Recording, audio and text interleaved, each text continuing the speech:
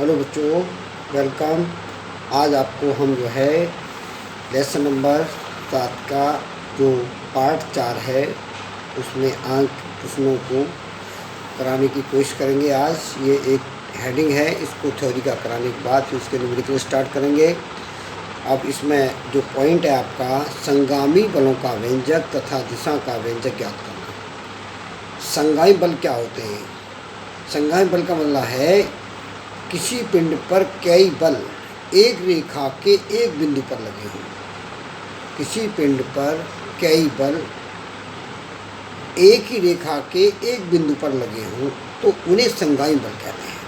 तो हम यह कह सकते हैं, यदि किसी पिंड पर कई कार्यकारी बल जिनकी क्रिया रेखा एक ही बिंदु पर है तो इन बलों को संगामी बल कहते हैं। ठीक है, तो क्या कहा? किसी पिंड पर कई कार्यकारी बल जिनकी क्रिया रेखा एक ही बिंदु पर होती है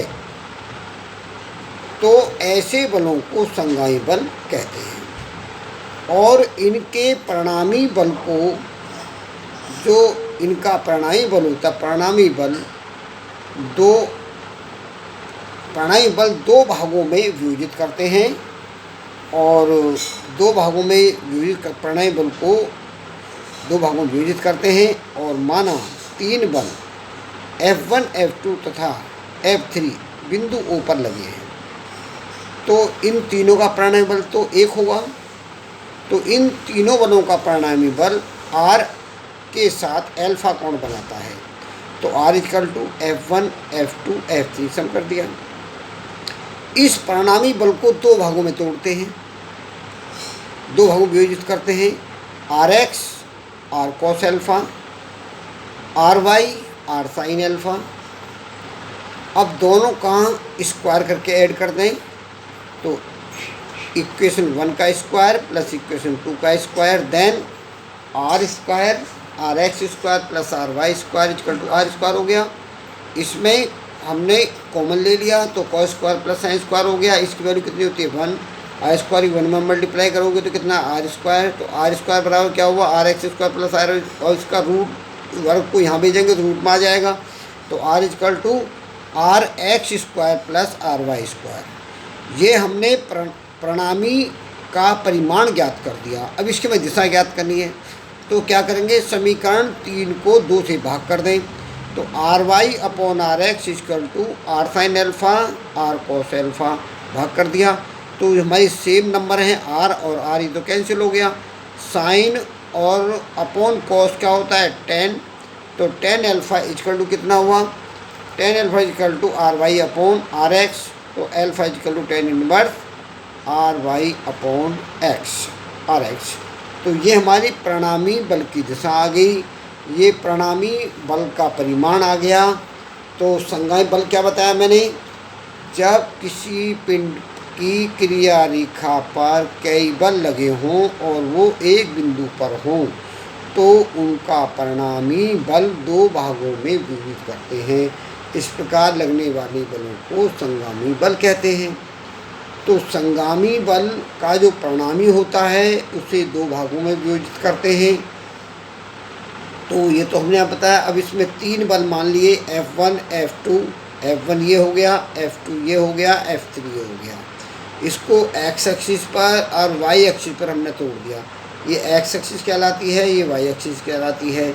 और R के साथ जो कोण है वो अल्फ़ा है, और F1 के साथ कोण α1 है, और F2 के साथ कोण α2 है, और F3 के साथ कोण α3 है।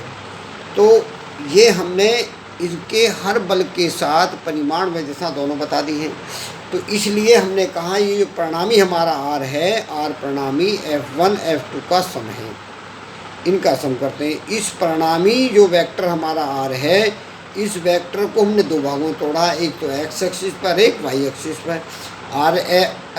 Rx x एक्सिस पर R cos alpha, Ry y axis पर R sin अल्फा।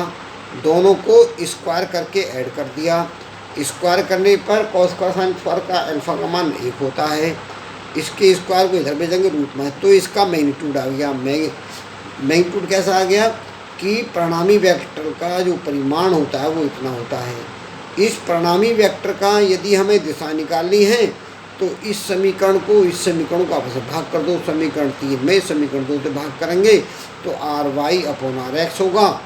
R से R कट गया तो साइन बटे कॉस tan हो गया, tan अल्फा R/Y और अल्फा बराबर tan इनवर्स RY/RX। तो इस तरीके से ये आपने तैयार कर लिया। इसके बाद अब आगे चलते हैं।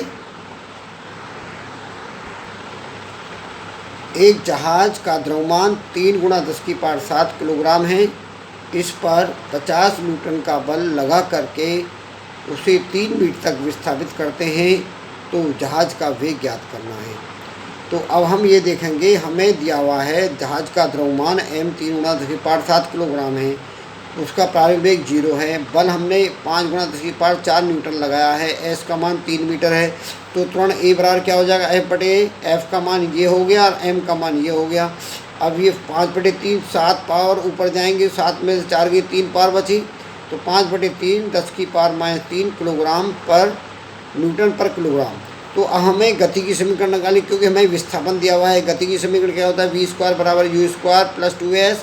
तो v² तो ऐसे ही u² का मान 0 है, 2as 2 × s a का मान 5/3 10⁻³ और s का मान 3 है, 3 से 3 काटा 5 दूनी 10 10 में 10⁻³ है तो एक पावर कम हो जाएगी।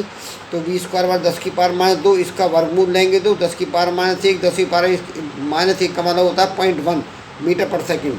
ये हमने आपका आंकिक प्रश्न 1 कर दिया। आप देखेंगे आंकिक प्रश्न नंबर 2। इसमें रॉकेट का जो द्रव्यमान है 2 × 10⁴ किलोग्राम है तथा जो त्वरण है 5 मीटर पर सेकंड स्क्वायर है। तो ऊपर रॉकेट जा रहा है, ऊपर तरफ जा रहा है रॉकेट, तो उसका प्रणोद ज्ञात करो। प्रणोद ज्ञात करने के लिए सबसे पहले हमें ये देखना क्या क्या हमें ज्ञात है। तो a = 5 है, g = 9.8 है, m का मान 2 × 10⁴ है। तो हम ये देख रहे हैं त्वरण, गुरुत्व त्वरण और उसका जो त्वरण है दोनों एक दिशा में है, तो दोनों त्वरणों को जोड़ेंगे। F = m a + g, a की वैल्यू हमारा 5 और g की वैल्यू 9 दोनों जोड़ेंगे तो कितना 14.8 होगा। 14.8 की मल्टीप्लाई करेंगे 2 में तो 2.96 10⁵, क्योंकि हमने एक पावर बढ़ाएंगे, पॉइंट आगे बढ़ा देंगे तो एक पावर बढ़ जाएगी, इतने न्यूटन बल। तो हमने प्रणोद ज्ञात कर दिया। प्रणोद का मतलब होता है कि वह आंतरिक रूप से कितना बल रॉकेट पर लगेगा, ये हमने निकाल दिया। अब आपको होमवर्क में पहला जो होमवर्क आपको करना है, एक तो आपको अपना कंप्लीट वर्क करना है, कंप्लीट वर्क करो, और दूसरा जो आज मैंने पढ़ाया लर्न करो। इस टॉपिक को क्या करें, लर्न करना है। लर्न संगामी बल, संगामी बल,